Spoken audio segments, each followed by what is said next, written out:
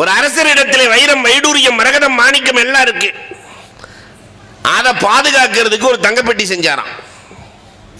வைரத்தை எல்லாம் பாதுகாக்கிறதுக்கு தங்கத்திலே பெட்டி. தங்கப்பெட்டி எவனாவது அடிச்சுட்டு போயிட்டா அதை பாதுகாக்கிறதுக்கு வெள்ளியிலேயே பெட்டி செஞ்சாரு. அதுக்குள்ள தங்கப்பெட்டியை வச்சாச்சு. இந்த வெள்ளி பெட்டியை எவனா திருடிட்டா அதை பாதுகாக்க செம்பு பெட்டி செஞ்சாரு. அவருக்கு மனசுக்குள்ள ஐயம், என்ன நம்மால் இரும்பு பெட்டியுமே விட மாட்டான். இந்த செம்பு பெட்டியை பாதுகாக்க மண்ணை போட்டு மூடிட்டார், மண்குப்பாவை எழுப்பினார். இப்ப திருடன் மண்குப்பாவை உடைத்தால் அவனுக்கு செம்பு பெட்டி கிடைத்துவிடும்.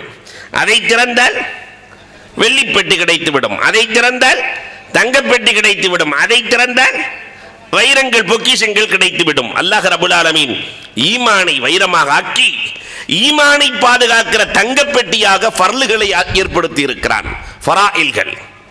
அதை பாதுகாக்கிற வெள்ளி பெட்டியாக அல்லாஹ் வாஜிபுகளை ஏற்படுத்தி இருக்கிறான்.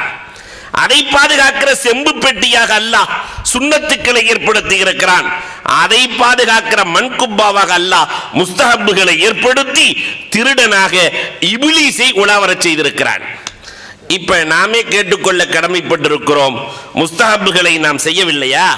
இப்லீஸ் மண்குப்பாவை உடைத்து விட்டான் என்று பொருள். சுன்னத்துக்களையே நிறைவேற்றவில்லையா?